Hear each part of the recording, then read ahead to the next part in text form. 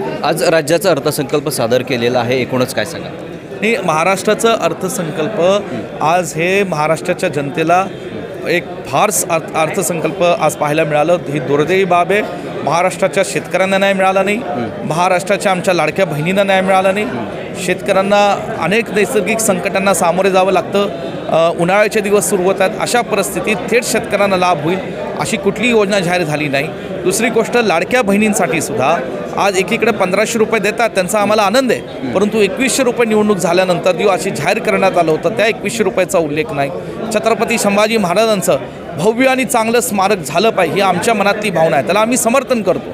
परंतु छत्रपती शिवरायांचं स्मारक जे अरबी समुद्रात उभं करायला हवं होतं, ज्यासाठी पंतप्रधान नरेंद्र मोदीजींनी या ठिकाणी भूमिपूजन केलं होतं, त्या स्मारकाचं अजून काही काम सुरू झालेलं नाही.